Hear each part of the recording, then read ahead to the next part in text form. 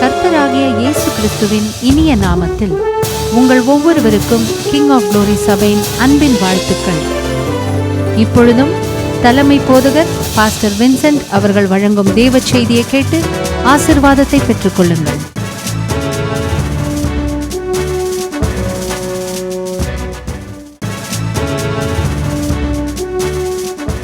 கிறிஸ்துவுக்குள் பிரியமானவர்களே, உங்கள் எல்லாருக்கும் என்னுடைய புத்தாண்டு வாழ்த்துதல். இந்த 2017 உங்களுக்கு மிகுந்த ஆசீர்வாதமாக இருக்க உள்ளத்தின் ஆழத்திலிருந்து நான் உங்களை வாழ்த்துகிறேன், ஆசீர்வதிக்கிறேன். கர்த்தர் உங்களை ஆசீர்வதிப்பார். இந்த புதிய ஆண்டின் ஆசீர்வாதத்திற்குள் பிரவேசிப்பதற்கு முன்பாய் கடந்த ஆண்டு ஆண்டவர் செய்த நன்மைகளை நினைத்து ஆண்டவருக்கு நன்றி சொல்லுவது மிக மிக அவசியம். ஒரு பெரிய ஆண்டை, ஒரு ஆசீர்வாதமான ஒரு ஆண்டை நாம் கடந்து வர தேவன் உதவி செய்தார். 2016 நீங்கள் ஆசீர்வாதமாக இருந்ததற்காக தேவனை துதியுங்க. மனிதனுடைய வாழ்க்கையில் கஷ்டங்கள், கவலைகள் உண்டு, போராட்டங்கள் உண்டு. ஆனாலும் இதுவரை ஆண்டவர் நம்மை வெட்கப்படுத்தாமல் நம்முடைய தேவைகளை சந்தித்து நம்மை மிக ஆச்சரியமாய் அவர் நடத்தி இருக்கிறார். நம்மை நடத்தி வந்த தேவனுக்கு நன்றி சொல்லுவோம். ஆண்டவரே, எங்களை கடந்த ஆண்டு முழுவதும் மிக ஆசீர்வாதமாக நீர் நடத்தினீரே, உமக்கு ஸ்தோத்திரம் என்று சொல்லி தேவனை நாம் நன்றியோடு கூட துதிப்பது மிகவும் அவசியம். கர்த்தர் செய்த நன்மைகளை எண்ணி பாருங்கள். கர்த்தர் உங்களுக்கு நல்ல ஒரு திருமணத்தை செய்து வைத்திருந்திருப்பார், குழந்தை பாக்கியத்தை கொடுத்திருந்திருப்பார், நல்லபடியாய் உங்களுடைய படிப்பை நீங்கள் முடித்து நல்ல ஒரு வேலையில் ஆண்டவர் உங்களை சேர பண்ணியிருப்பார்.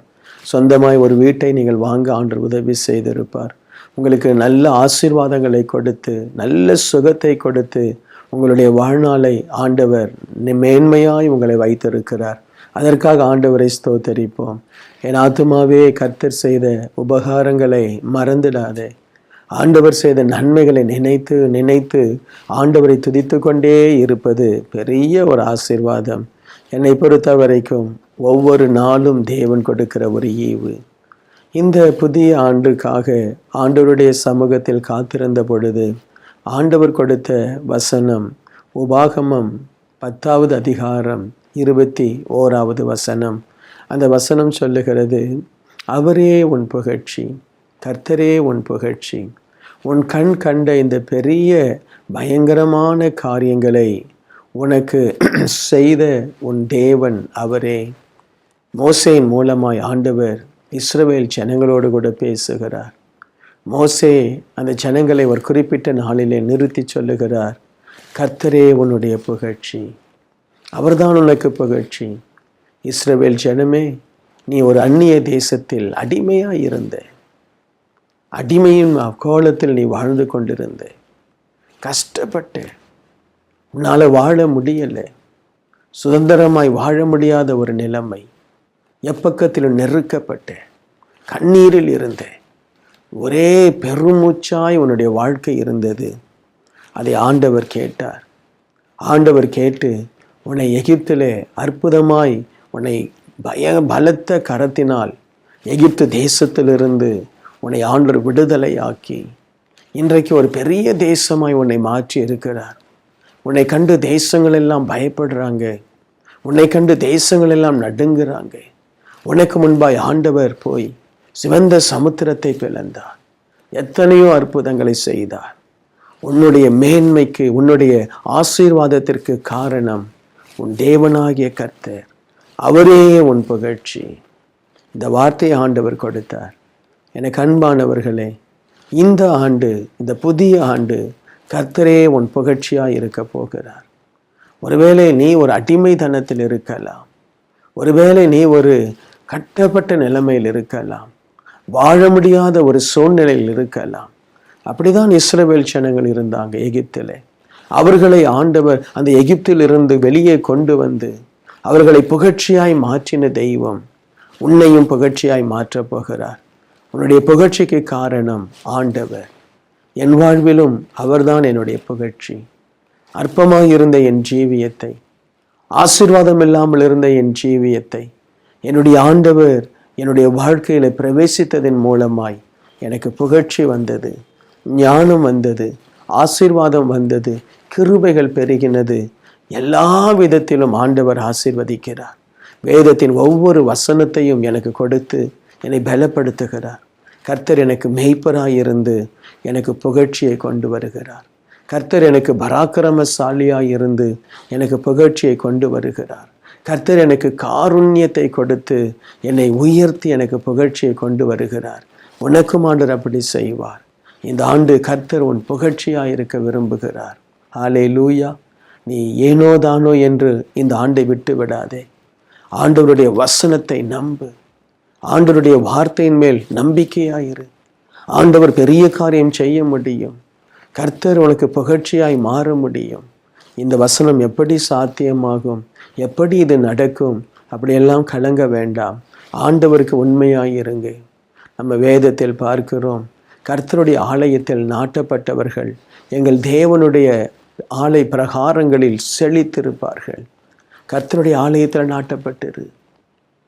இந்த உலகத்தில் ஒரு தேவ மனுஷன் என்று சொல்லப்படுபவன் யார் தெரியுமா? அவனுடைய இருதயம் தேவ ஆலயத்தில் நாட்டப்பட்டிருக்கணும், தேவ சமூகத்தில் நாட்டப்பட்டிருக்கணும். இந்த உலகத்தில் உயர்த்தவும் தாழ்த்தவும் வல்லமை உள்ளவர் ஆண்டவர் ஒருவர் தானே. அவர் சொல்லுகிறார், என்னுடைய ஆலயத்தில் நாட்டப்பட்டிரு, என்னுடைய பிரகாரங்களில் உன்னை நான் செழிக்க பண்ணுவேன். முதலாவது உனக்கு புகழ்ச்சி எங்கே வரணும் தெரியுமா? கர்த்தருடைய ஆலயத்தில். சிலர் தேவனுடைய ஆலயத்தில் வந்து அமர்ந்து அந்த பிரசங்கத்தை கேட்டுவிட்டு கடந்து போய் விடுகிறார்கள். அவர்கள் தேவனுடைய ஆலயத்தில் எந்த புகழ்ச்சியும் இல்லை. அவர்களை குறித்து சபையில் யாருக்கும் தெரியாது. அவர்கள் அமைதியாக இருப்பார்கள், வருவார்கள் போவார்கள். அவர்களுடைய திறமையை சபையில் வெளிப்படுத்த மாட்டார்கள். இந்த உலகத்தில் உன் திறமையை வெளிப்படுத்த விரும்புகிறாய். வேலை இடத்துல உன்னுடைய திறமையை வெளிப்படுத்த விரும்புகிறாய். உன்னுடைய அதிகாரிகளுக்கு முன்பாய் நான் நல்ல ஒரு தொழிலாளி, நான் நல்ல ஒரு வேலைக்காரன், நான் நல்ல ஒரு இன்ஜினியர், நான் நல்ல ஒரு மேனேஜர் என்று வேலை இடத்துல உன்னுடைய தாளந்துகளை, உன்னுடைய ஞானத்தை வெளிப்படுத்த விரும்புகிறாய். என் மகனே, என் அன்பு சகோதரனே, சகோதரியே, தேவனுடைய ஆலயத்திலும் உன்னுடைய முழு பலத்தை வெளிப்படுத்து. உனக்கு இருக்கிற ஞானத்தை ஆலயத்தில் பயன்படுத்த முடியுமா? உனக்கு இருக்கக்கூடிய திறமைகளை ஆலயத்தில் பயன்படுத்த முடியுமா என்று யோசித்து பார். எனக்கு அன்பானவர்களே, எதை நாம் விதைக்கிறோமோ அதை தான் நாம் அறுப்போம். தேவனுடைய ஆலயத்தில் நீ விதைத்தால் தேவன் உனக்கு கொடுப்பார். தேவன் உனக்கு மகிமையானதை கொடுப்பார். இன்றைக்கு எத்தனையோ திறமைசாலிகள் உலகத்தில் பிரகாசிக்கிறார்கள், தேவனுடைய ஆலயத்திலேயோ அமைதியாக இருக்கிறார்கள். இந்த ஆண்டு ஆலயத்தில் நீ ஒரு புகழ்ச்சியாய் மாறணும்னு சொல்லி தீர்மானம் எடு. அப்பொழுது கர்த்தர் உன்னை ஆலயத்திலும் புகழ்ச்சியாய் வைப்பார். அவரே உன் புகழ்ச்சியாய் மாறுவார். வேதத்தில் உள்ள பரிசுத்தவான்கள், வேதத்தில் உள்ள ராஜாக்கள் யாரெல்லாம் தேவாலயத்தை கனப்படுத்தினார்களோ அவர்கள் எல்லாரும் ஆசீர்வதிக்கப்பட்டார்கள்.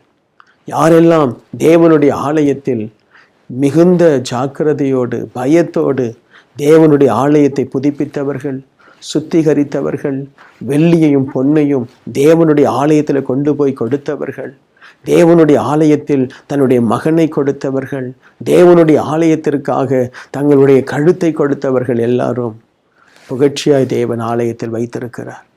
வேதத்தில் எழுதி வைத்திருக்கிறார். அன்னாள் என்கிற சாதாரண ஒரு பெண் தேவனுடைய ஆலயத்தில் தன் மகனை கொடுத்தார். அவனை மகா பெரிய தீர்க்கதரிசியாக ஆண்டவர் மாற்றினாரே. தேவனே, உம்முடைய ஆலயத்தை நான் வாஞ்சிக்கிறேன் என்று வாஞ்சித்த தாவீதை எவ்வளவாய் புகழ்ச்சியாய் ஆண்டவர் வைத்தார்.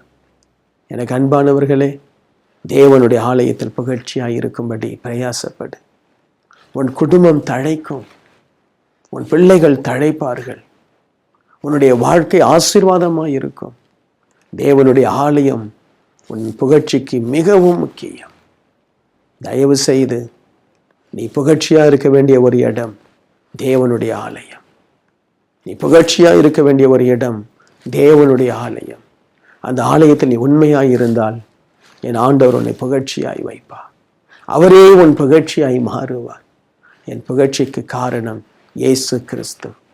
என்னுடைய உயர்வுக்கு காரணம் இயேசு கிறிஸ்து. என்னுடைய படிப்பினால், என்னுடைய ஞானத்தினால் எனக்கு இந்த புகழ்ச்சி வந்தது என்று நான் சொல்லவே முடியாது. எனக்கு வந்த புகழ்ச்சி, எனக்கு வந்த ஆசீர்வாதம் இயேசு கிறிஸ்துவினுடைய ஆலயத்தில் என் இருதயத்தை நான் வைத்திருக்கிறேன். ஹல்லேலூயா. இன்றைக்கு உனக்கு ஆண்டவர் சொல்லுகிற ஆலோசனை, ஆலயத்தை வெறுக்காதே மகனே, ஆலயத்தை அற்பமாய் நினைக்காதே மகளே, ஆலயத்தில் இருக்கிற மற்றவர்களை பார்த்து அவர்களுடைய குறையை பார்த்து ஆலயத்தை ஒதுக்காதே மகனே, தயவு செய்து ஒதுக்காதே. ஆலயத்தில் இருக்கக்கூடியவர் உன் ஆண்டவராகிய கர்த்தர். அவர் இருக்கக்கூடிய இடத்தை, அந்த ஆலயத்தில் முழு இருதயத்தோடு நில். கர்த்தர் உன்னை ஆலயத்தில் புகழ்ச்சியாய் மாற்றுவார். ஒரு ஊழியக்காரனுக்காக அங்கு ஊழியம் செய்யாதே, அங்கு இருக்கக்கூடிய தலைவர்களுக்காக ஊழியம் செய்யாதே. ஆண்டவருக்காக அந்த ஆலயத்தில் நில். கர்த்தர் உன் கண்ணீரை பார்ப்பார். கர்த்தர் உன் தாழ்மையை பார்ப்பார். கர்த்தருடைய எளிமையை பார்ப்பார். நீ மனுஷனுக்காக ஊழியம் செய்யலை, மனுஷனுக்காக பணிவிடை செய்யலை, சிலுவையில் தொங்கின இயேசுவுக்காக நீ பணிவிடை செய்கிறாய். நீங்கள் ஆசீர்வாதமாய் மாறுவதற்கு தேவனுடைய ஆலயத்தில், தேவனுடைய பிரகாரங்களில் நாட்டப்படுங்க. முழு பலத்தோடு அங்கு செயல்படுங்க.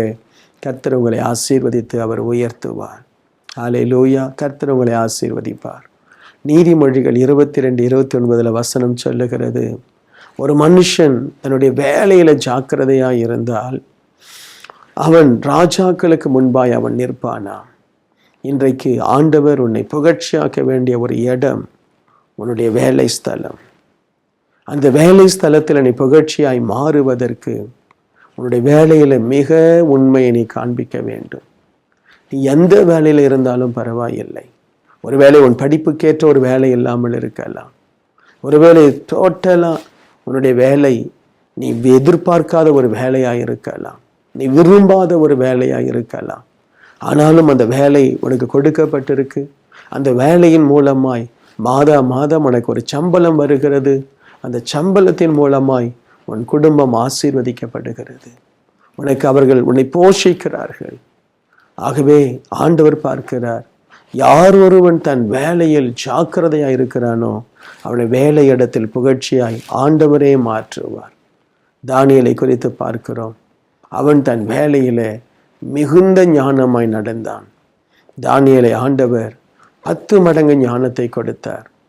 உன் கரத்திலே தேவன் எதை கொடுக்கிறாரோ அதை மிகுந்த ஞானத்தோடு செய்யணும். ஒரு வேண்டா வெறுப்பாக எதையும் செய்யக்கூடாது. எனக்கு பிடிக்கல, எனக்கு விருப்பம் இல்லை, அதையெல்லாம் நாம் சொல்லக்கூடாது. வேலையில முழு இருதயத்தோடு முழு பலத்தோடு நீ வேலையை செய்யும் பொழுது உன் ஆண்டவர் உனக்கு புகழ்ச்சியாய் மாறுவார். உனக்கே தெரியாது ஒரு விசேஷித்த ஞானம் கொடுக்கப்படும். உன் வேலையில ஜாக்கிரதையாயிரு, உன் வேலையில உத்தமமாயிரு. கர்த்தர் அந்த இடத்துல உன்னை தேவ மனுஷன் என்பதை நிரூபிப்பார். உன் முகத்துல ஒரு ஞானத்தின் ஒளியை கொடுப்பார். மற்றவர்கள் செய்கிற வேலைக்கும் நீ செய்கிற வேலைக்கும் ஒரு வித்தியாசத்தை தேவன் கொண்டு வருவார். ஒரு ஞானத்தை தேவன் உனக்கு கொடுப்பார். ஆண்டவர் இந்த வருஷம் உனக்கு வாக்கு கொடுக்கிறார்.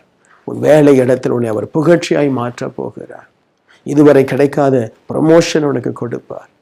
நீ எதிர்பார்க்கிற அந்த நல்ல வேலையை உனக்கு கொடுப்பார். ஒருவேளை உன்னுடைய வேலையில மற்றவனுடைய காரியத்தில் உண்மையாய் இருந்தால் உனக்கென்றே ஒரு சொந்தமான ஒரு வேலையை, ஒரு தொழிலை தேவன் கொடுப்பார். கொஞ்சத்தில் உண்மையாய் இருக்கிறவனை அநேகத்தின் மேல் அதிகாரியாய் வைப்பார். ஆண்டவர் உன்னை புகழ்ச்சியாய் மாற்றப் போகிறார். அல்லேலூயா. கர்த்தரே உன் புகழ்ச்சியாய் மாற்றப் போகிறார். பாருங்க, இந்த வருஷத்தில் உங்கள் மேல் தேவனுடைய ஆசீர்வாதம் அளவில்லாமல் இறங்க போகிறது. அந்த ஆசீர்வாதத்திற்காக நான் செபிக்க போகிறேன். கர்த்தர் உனக்கு புகழ்ச்சியாய் இருக்க போகிறார் வேலை இடத்திலே. அடுத்து குடும்பத்திலே நாம் புகழ்ச்சியாய் இருக்க வேண்டும். ஆதியாகமம் 49:26 யாக்கோப்பு தன் மகனாகிய யோசேப்பை ஆசீர்வதிக்கிறதை பார்க்கிறோம். உன் தகப்பனுடைய ஆசீர்வாதங்கள் என் பிதாக்களுடைய ஆசீர்வாதத்திற்கு மேற்பட்டவைகள், நித்திய பர்வதங்கள் முடியும் மட்டும் எட்டுகின்றன.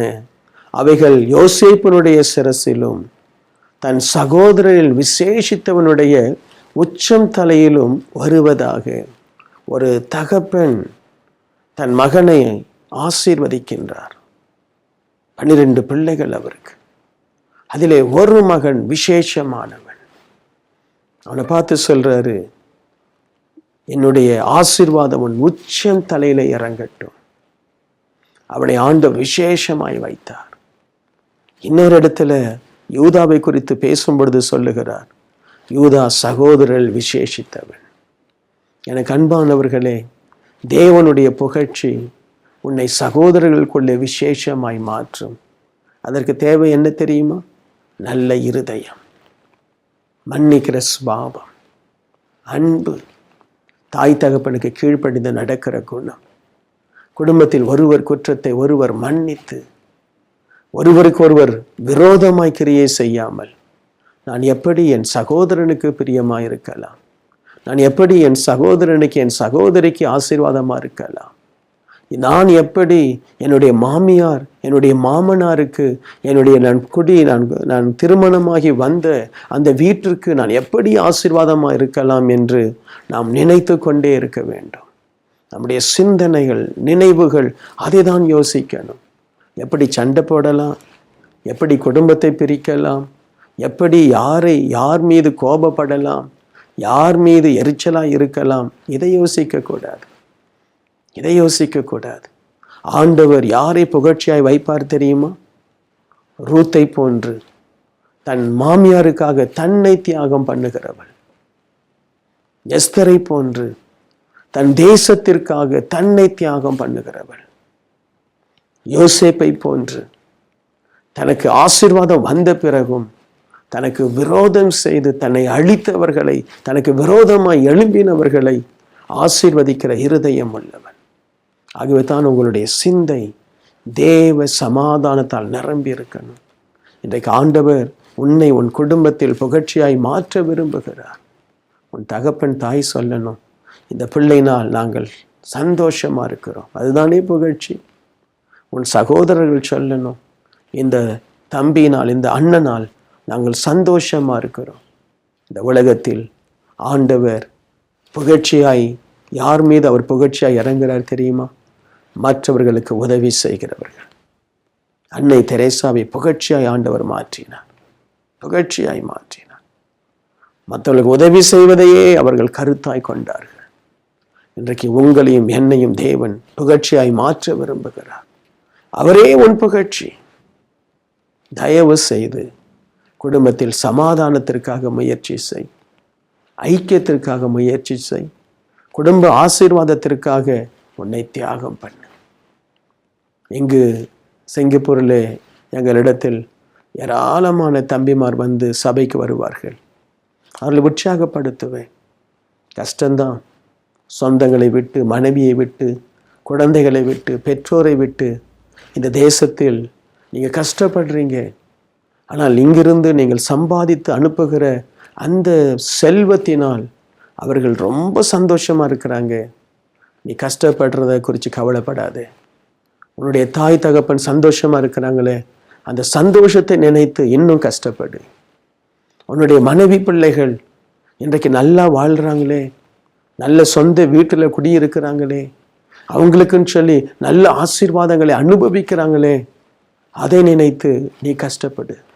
நீ கஷ்டப்படுகிறதுனால் உன் குடும்பம் ஆசீர்வாதமாக இருக்கே, அதுதான் உனக்கு புகழ்ச்சி, அதுதான் உனக்கு புகழ்ச்சி. ஐயோ நான் இப்படி கஷ்டப்படுறேன்னு சொல்லி உன் கஷ்டத்தை ஒரு நாளும் பெருசாய் நினைக்காதே.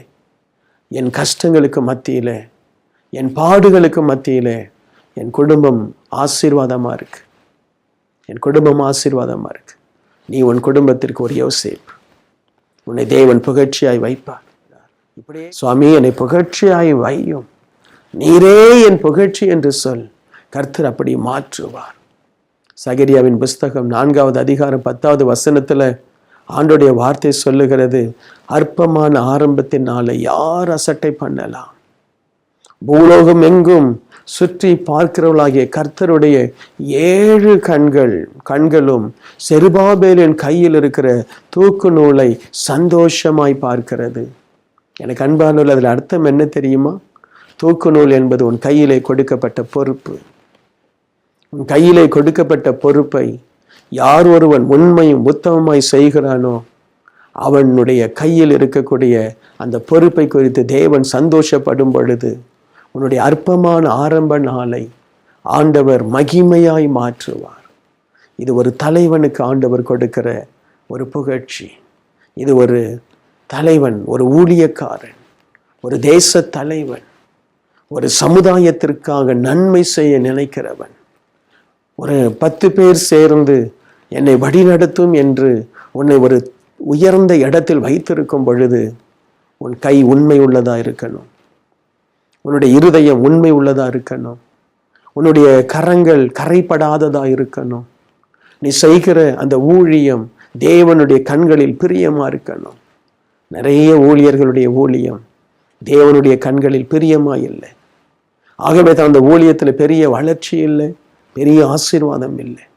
சில பெரிய வளர்ந்த ஊழியங்களும் குறிப்பிட்ட காலத்துக்கு பிறகு அவருடைய கையிலே உண்மை இல்லை. பொருளாசையில் போயிடுறாங்க, ஆடம்பரத்தில் போயிடுறாங்க. தேவன் சொன்ன சுவிசேஷம் அறிவிக்கும் பணியை மறந்து வெறும் கட்டிடங்களை கட்டி கொண்டிருக்கிறார்கள். எனக்கு அன்பானவர்களே, ஆண்டவர் கையிலே கொடுத்த தூக்கு நூலை தயவு செய்து ஆண்டவர் சந்தோஷமாய் பார்க்கிறாரா? உன் ஊழியத்தை, உனக்கு கொடுத்த பொறுப்பை, உனக்கு கொடுத்த அந்த குடும்பத்தை, உனக்கு கொடுத்ததான அந்த ஆலயத்தை நீ சரியாய் நடத்துகிறாயா? யாருடைய கையில் கிரியையை தேவன் சந்தோஷமாய் பார்க்கிறாரோ அவர்களுக்கு புகழ்ச்சி வரும். ஆண்டவர் சொல்றாரு, செருபாபேலுடைய கரங்கள் இந்த ஆலயத்திற்கு அந்த அடிக்கல் போட்டது, அவனுடைய கரங்களே இதை முடித்து தீர்க்கும். நீ எதை ஆரம்பித்தாயோ அதை முடிக்க தேவன் உன் கரத்தை பார்த்து சந்தோஷப்பட விரும்புகிறார். என் மகனுடைய கரம் உண்மை உள்ளது, என்னுடைய மகனுடைய இருதயம் உண்மை உள்ளது, என்னுடைய மகன் எனக்கு எதை சொன்னானோ, எதை என் பாதத்தில் அர்ப்பணித்தானோ அதை செய்கிறவன். ஆகவே நான் அவனுடைய ஊழியத்தை, நான் அவனுடைய தொழிலை, நான் அவனுக்கு கொடுக்கப்பட்ட வியாபாரத்தை ஆசீர்வதிப்பேன். உன்னுடைய தொழிலிலே வேலை செய்கிற மக்களை தயவு செய்து நினைத்துப்பார். உனக்கு ஆண்டவர் ஞானத்தை கொடுத்து உன்னை உயர்த்தி ஒரு தொழிலதிபராய் வைத்திருக்கலாம். உன்னிடத்தில் வேலை செய்கிற ஒவ்வொருவரையும் சரியாய் நடத்துகிறாயா? அவர்களுடைய தேவைகளை சந்திக்கிறாயா? அவர்களுக்கு தேவையான வரும் சம்பளத்தை கொடுத்து, அவர்களுக்கு தேவையான பண சகாயத்தை செய்து அவர்களை நீ பொறுப்பெடுக்கிறாயா? அப்படி எடுத்தால் உன்னுடைய கையின் பிரயாசத்தை தேவன் பார்த்து சந்தோஷப்படுவார், உன்னை இன்னும் ஆசீர்வதிப்பார், இன்னும் ஆசீர்வதிப்பார். நிறைய தொழில்கள் ஏன் சாபம்? அவனுடைய வேலைக்காரர்கள், அந்த தொழிலாளிகள் விடுகிற சாபம். ஐயோ, நாங்கள் எவ்வளவு கஷ்டப்பட்டாலும் எங்கள் எஜமான் எங்களுக்கு ஒரு உதவி செய்வதில்லை, எங்களை மிக கடினமாய் வேலை வாங்குகிறார், அடிமையாய் இருக்கிறோம், எங்களை ஆசீர்வதிப்பதில்லை. என்னுடைய ஊழியக்காரன் எங்களை கடினமாய் நடத்துகிறார், எங்களை ஆசீர்வதிப்பதில்லை. இன்றைக்கு உன் கரத்தில் இருக்கிற தூக்கு நூலை தேவன் சந்தோஷமாய் பார்க்கும் பொழுது உன்னை தேசத்திற்கு புகழ்ச்சியாய் வைப்பார். நீ ஒரு ஊழியனானால் ஊழியக்காரர்களுக்கு மத்தியில் உன்னை புகழ்ச்சியாய் வைப்பார். நீ ஒரு பிஸ்னஸ் மேன் ஆனால் பிஸ்னஸ் மேனா இருக்கிற உன்னை ஆண்டவர் புகழ்ச்சியாய் வைப்பார். ஆண்டவர் உனக்கு புகழ்ச்சியாய் மாறணும். ஆண்டவருடைய புகழ்ச்சி எப்படி வரும்? வேதம் சொல்லுகிறது, உன்னை அவர் வாளாக்காமல் தலையாக்குவார். உன் சத்துருக்களுக்கு முன்பாக உனக்கு ஒரு பந்தியை ஆயத்தப்படுத்துவார். நீ போகையிலும் வருகையிலும் ஆசீர்வதிக்கப்பட்டிருப்பாய். ஹல்லேலூயா, ஹல்லேலூயா. நீ ஆசீர்வாதமாயிருப்பாய். சகல ஜனங்களை பார்க்க நீ ஆசீர்வாதமாயிருப்பாய். ஒன்றும் உனக்கு குறைவுபடாது. உன் எல்லையை விரிவாக்குவார். தீங்கு உன்னை துக்கப்படுத்தாது. இருப்பு தாழ்பாலை முறித்து வெண்கல கதவை அவர் திறந்து ஒளிப்பீடத்தில் இருக்கிற பொக்கிஷங்களை உனக்கு கொடுத்து உன்னை மகிமையாய் மாற்றுவார். இந்த புகழ்ச்சி இந்த 2017 உன் தலையின் மேல் இயேசுவின் நாமத்தினால் இறங்கும். இந்த வார்த்தைகள் தேவனுடைய வார்த்தைகள். ஆண்டவரை பற்றிக்கொள். இந்த வருஷத்தை ஆரம்பிக்க போகிற புது தீர்மானங்களை எடு. தேவனுடைய ஆலயத்துக்கு போ. தினமும் ஒரு 2 அதிகாரத்தை வாசித்து ஒரு 10 நிமிடமாகிலும் தேவ சமூகத்தில் கருத்தாய் செபி. இரவு படுக்க போவதற்கு முன்பாய், ஆண்டவரே உமக்கு நன்றி, என்னை புகழ்ச்சியாய் மாற்றும், என்னை புகழ்ச்சியாய் மாற்றினீரே, என்னை புகழ்ச்சியாய் மாற்றுகிறீரே, உமக்கு ஸ்தோத்திரம் என்று சொல். இந்த பிரசங்கம் உன் வாழ்க்கையை மாற்றட்டும். மிகுந்த பாரத்தோடு இந்த பிரசங்கத்தை கொண்டு வருகிறேன். இதை பார்க்கிற ஒவ்வொருவரும் இயேசுவின் நாமத்தினாலே புகழ்ச்சியாய் நீங்கள் மாறணும். ஆண்டுடைய சமூகத்தில் ஜெபம் பண்ணுவோம். பரலோக பிதாவே, இந்த அருமையான அன்பு சகோதர சகோதரிகளுக்காக நான் நன்றி செலுத்துகிறேன். ஆண்டவரே, நீர் சொன்ன இந்த வாக்குத்தத்தத்திற்காய் நன்றி. நான் உன் புகழ்ச்சி, கர்த்தரே உன் புகழ்ச்சி. God is your glory. ஆண்டவரே, இந்த செய்தியை கேட்கிற ஒவ்வொருவர் மீதும் பரிசுத்த ஆவியானவர் அளவில்லாமல் இறங்குவீராக. அவங்களுடைய மனநிலையில் ஒரு மாற்றம் வருவதாக. ஆண்டவரே, ஒரு புகழ்ச்சியான ஒரு வாழ்க்கை. வேதம் சொல்லுகிறது, கர்த்தரால் புகழப்படுகிறவனே பாக்கியவான். மனுஷனுடைய புகழ்ச்சிகளை கேட்டு கேட்டு, மனுஷனுடைய வார்த்தைகளை கேட்டு கேட்டு ஏமாந்து போன இந்த ஜனங்கள் இன்றைக்கு தேவன் என்னை புகழ்கிறாரா, நான் தேவனுக்கு புகழ்ச்சியா இருக்கிறேனா, கர்த்தரின் புகழ்ச்சியா இருக்கிறாரா என்று யோசிக்கும்படியாய் இந்த தேவ செய்தி அவருடைய உள்ளத்தில் கிரியை செய்யட்டும். இவர்கள் ஒவ்வொருவரும் நான் ஆசீர்வதிக்கிறேன். இந்த புதிய ஆண்டு ஆசீர்வாதத்தின் ஆண்டா இருக்கட்டும், பலமான ஆண்டா இருக்கட்டும், நலமான ஆண்டா இருக்கட்டும், கீர்த்தியை கொண்டு வருகிற ஆண்டா இருக்கட்டும், நிறைவை கொண்டு வருகிற ஆண்டா இருக்கட்டும். ஆண்டவரே, நல்ல ஆசீர்வாதங்களை பெற்று உம்முடைய பிள்ளைகள் சுவாமி சாபத்திலிருந்து விடுதலையாகி ஆசீர்வாதமாய் மாறும்படி ஜெபிக்கிறேன். எந்த ஒரு தீமையான சக்திகள் இவர்களுக்கு விரோதமாய் எழும்பக்கூடாது. விபத்துகள், நாசம், மோசங்கள், பொல்லாத வியாதிகள், வறுமைகள், நஷ்டங்கள் உம்முடைய பிள்ளைகளை அணுக கூடாது. இயேசுவின் இரத்தத்தினால் இவர்களை கழுவி இவருடைய குடும்பங்களை வேலி அடைத்து ஒவ்வொரு குடும்பத்தின் மீதும் உம்முடைய இரத்தத்தை ஆண்டவரே தெளிக்கிறேன் அப்பா. அக்கினி மதிலாய் நீர் இருப்பீராக. இந்த வருஷம் அவருடைய பாதைகள் ஆசீர்வதிக்கப்படட்டும். நீதிமான் பாதை ஆண்டவரே நடு பகல் வரைக்கும் அதிகமாய் பிரகாசிக்கிற சூரிய வெளிச்சத்தை போல இருக்கும் என்று சொன்னீரே. இவருடைய பாதை ஆசீர்வதிக்கப்படட்டும். இவர்கள் பாதையில் இருக்கக்கூடிய வேடனுடைய கண்ணிகள், ஆண்டவரே பொல்லாத சர்ப்பங்கள், ஆண்டவரே பால சிங்கங்கள், இவைகளெல்லாம் இயேசுவின் நாமத்தினால் விலகுவதாக. கோணலாக்கப்பட்ட பாதைகள், யாருடைய வாழ்க்கை கோணலாகி இருக்கிறதோ அந்த வாழ்க்கை இந்த ஆண்டு இந்த நாளிலிருந்து சரியாகும்படி ஜெபிக்கிறேன். யாரெல்லாம் ஆண்டவரை அடைக்கப்பட்டு இருக்கிறாங்க, வெளியே வர முடியல, உயர முடியல, சாபத்தினாலே, வறுமையினாலே, வேலை இல்லாததினாலே, திருமணமாகாததினாலே, குழந்தை இல்லாததினாலே, ஆண்டவரை யாரெல்லாம் கட்டப்பட்டு இருக்கிறாங்களோ அவங்க எல்லார் மீதும் ஒரு விடுதலையின் வல்லமை இயேசு கிறிஸ்துவின் நாமத்தினால் இறங்குவதாக. ஒரு மனமாற்றம், ஒரு ஆசீர்வாதம் வரட்டும். இவர்கள் ஒவ்வொருவரை நான் ஆசீர்வதிக்கிறேன். நீர் புகழ்ச்சியாய் மாற்றப் போகிறீர். நீரே இவர்களுக்கு புகழ்ச்சியாய் மாறுகிறீர். என்னோடு கூட யாரெல்லாம் ஜெபிக்கிறார்களோ அத்தனை பேர் மீதும் உடைய வல்லமை இறங்குவதற்காய் நன்றி. புகழ்ச்சியாய் மாற்றும் இயேசுவின் நாமத்தினாலே இந்த வருஷம் அவர்களுக்கு சுபிட்சமான, மங்களகரமான, ஆசீர்வாதமான ஆண்டாய் இருக்கும்படி வாழ்த்துகிறேன். மிகுந்த நன்மையை, மிகுந்த ஆசீர்வாதத்தை சுதந்திரித்துக் கொள்ளட்டும். மற்றவர்களுக்கும் ஆசீர்வாதமாய் மாறட்டும். ஒவ்வொருவரையும் மனதார வாழ்த்தி ஆசீர்வதிக்கிறேன். இயேசுவின் நாமத்தினால் தேசமே ஆசீர்வாதமாய் மாறட்டும். இயேசுவின் நாமத்தில் ஜெபிக்கிறேன் பிதாவே. ஆமேன், ஆமேன். கர்த்தர் உங்களை ஆசீர்வதிப்பார். உங்கள் எல்லாருக்கும் எனக்கு புது வருட வாழ்த்துதலை தெரிவிக்கிறேன். கர்த்தரே உங்கள் புகழ்ச்சி.